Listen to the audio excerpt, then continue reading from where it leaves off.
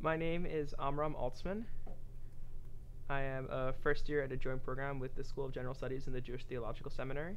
I'm not really sure how I began to reconcile being gay and being an Orthodox Jew. It sort of just happened in some ways.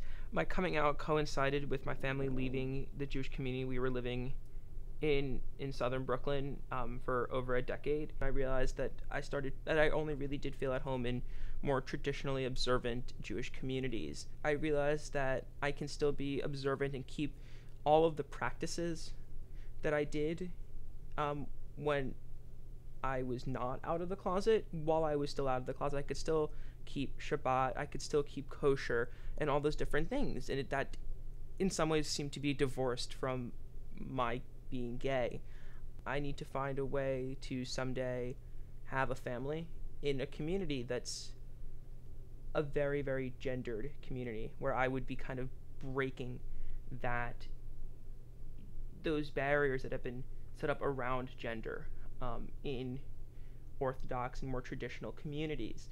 When I'm in school, I go to Hillel's traditional egalitarian service where there is no mechitza, there's no divider between men and women.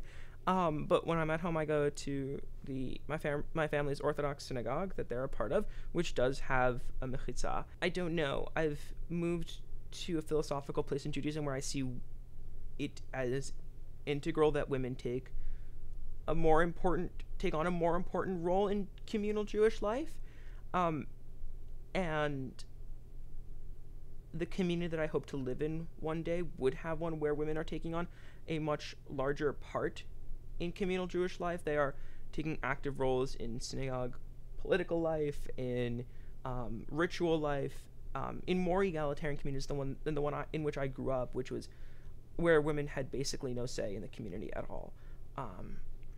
And to that end, I don't know if I need a mechitza or if I like the idea.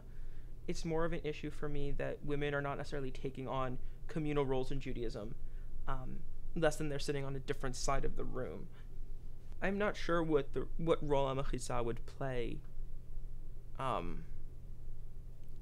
in my life, and maybe that's why I feel comfortable in egalitarian spaces where the gender to which I am and how I've pretty much always been attracted to has always been sitting next to me and not on the other side of the 6.5 foot tall divider.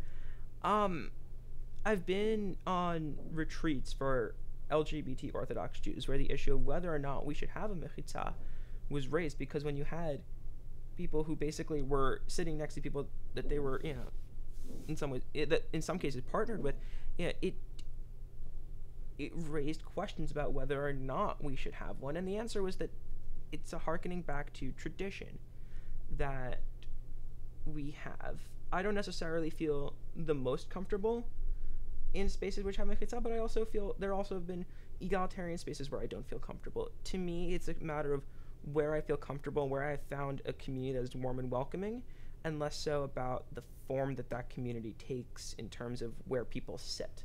I didn't experience that much bullying while I was in high school. In my home community in Brooklyn, there was a lot of bullying of people who didn't necessarily fit in with the community, people who went to schools like mine, which were co-ed, as opposed to single-sex education, and there was also very homophobic people in that synagogue, and they made those attitudes very well known. To the point that the head of my synagogue's teen service, who was also for a very long time the father of one of my best friends, when I was in elementary and middle school, stood up and delivered a sermon where he condemned the repeal of Don't Ask, Don't Tell, and claimed that being out of the closet was an abuse of freedom of speech. And that was what drove me to kind of leave the synagogue. And it also coincided with me becoming more vocal about my pro-LGBT community attitudes, even if I wasn't out of the closet.